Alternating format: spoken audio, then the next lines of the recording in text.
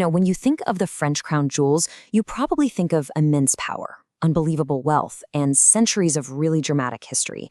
But the story we're diving into today, it's got all that, plus a shocking modern-day crime and a scientific discovery that uncovers a secret that's been hiding in plain sight for over 150 years. Let's get into it. 7 minutes. Think about that. That's barely enough time to make a cup of coffee. But that's all it took for a group of thieves to pull off one of the most audacious heists you can imagine, right in the heart of the Louvre Museum. And the place where this all went down? Well, it's almost as famous as the jewels themselves, the Galerie d'Apollon. This ridiculously ornate hall was built to glorify the Sun King, Louis XIV. It was literally designed to showcase the power of France, which is exactly why the crown jewels were kept there. But on one particular morning, it became the stage for a robbery that shocked everyone. Now, this wasn't some clumsy smash and grab. No, this was surgical. The thieves used a ladder to get up to a balcony, cut a hole in a window, and once they were inside, they knew exactly where they were going. They threatened the staff, shattered 2 display cases, and in minutes, they were gone, just melting back into the streets of Paris on scooters with a fortune in historical treasures. So what exactly did they get away with? These weren't just pretty pieces of jewelry. We're talking about physical connections to France's entire history, its monarchies, its empires, its revolutions. Every single piece tells a story. The list is just devastating. You've got pieces that belong to Empress Eugénie, who is basically the biggest fashion icon of her time.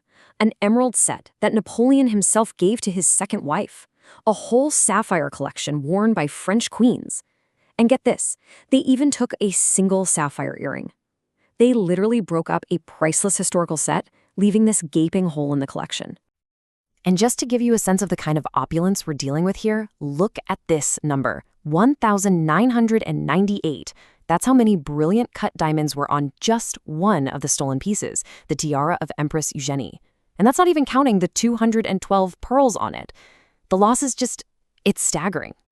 But believe it or not, in all of this chaos, there was one tiny glimmer of good news. In their rush to get away, the thieves dropped what might have been their biggest prize, the actual crown of Empress Eugenie. The police found it just lying there outside. Its survival is a very, very small victory in what was otherwise a massive blow to France's history. You see, this recent heist, as wild as it is really just the latest chaotic chapter in the long and often pretty violent history of these jewels.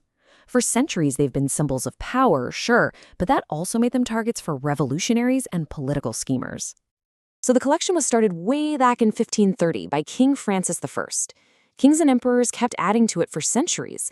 But then, after the last empire fell, the new French Republic looked at these jewels and didn't see treasure. They saw a political threat. So in 1887, they did something that seems unthinkable today. They sold almost all of it. And ever since, the Louvre has been trying to buy back its own history, piece by painful piece. And this quote right here, it tells you everything you need to know. The auction wasn't about raising money. It was pure politics. The Republic wanted to completely erase the memory of the monarchy. They figured if they broke up the collection and sold it off, they could neutralize the symbolic power these incredible objects held. Okay, so the recent heist is a story about loss. The 1887 auction is a story of deliberate destruction. But our story is about to take a really unexpected turn. We're going to shift our focus from the jewels that were stolen to some that were never in any danger at all. This right here is the question that changes everything. Because while the whole world was staring at those empty display cases in the Louvre, a team of gemologists was uncovering a secret that was hidden inside a different set of gems from that very same royal collection. So this is the crown of Napoleon III, made back in 1855. And just like most of the collection, it was taken apart before that big auction in 1887. But some of its smaller gems, including about 50 emeralds, they weren't sold. Instead, they were donated to the Paris School of Mines, where they've basically been sitting in a collection, kind of forgotten, for over a century. So not long ago, some scientists decided to take a closer look at these forgotten little gems. Using some really cool mobile technology that doesn't harm the stones, they analyzed 45 of the so-called emeralds from Napoleon III's crown. Honestly, they probably weren't expecting to find much of anything. Boy, were they wrong. The results were, well, they were stunning. Out of the 45 stones they tested from this historic imperial crown, 4 of them, that's almost 10%, were not emeralds at all. They were fakes. They were glass imitations hidden among real Colombian emeralds at the very heart of the French Empire. So how could they tell? Well, this is where it gets super cool. Look at the image on the left. That's a microscopic view of a real emerald from the crown. See that kind of cloudy drop of oil pattern? That's a classic sign of a natural Colombian gem. Now look at the one on the right. See those bubbles and swirly flow lines? That's man-made glass. It was undeniable. So what does this all mean? Was one of France's last emperors wearing a crown that had fake jewels in it? Was this some kind of secret switcheroo, a royal deception that's been hidden for a century and a half? Well, the material used for these fakes is something called strass. And this isn't like a modern cubic zirconia or something. It's a really high-quality lead glass that people have been using to imitate gemstones since the 1700s.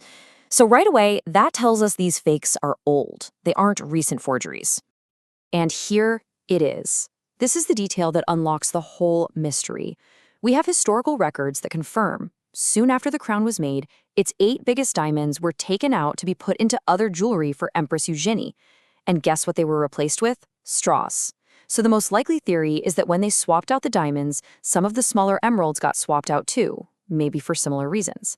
The fakes were probably put in the crown way back in the 1850s, not long after it was first created. So on one hand, you have a brazen heist that shows us just how vulnerable these treasures are. And on the other, you have quiet science revealing that they might not have always been what they seemed in the first place. It really leaves you with a fascinating question.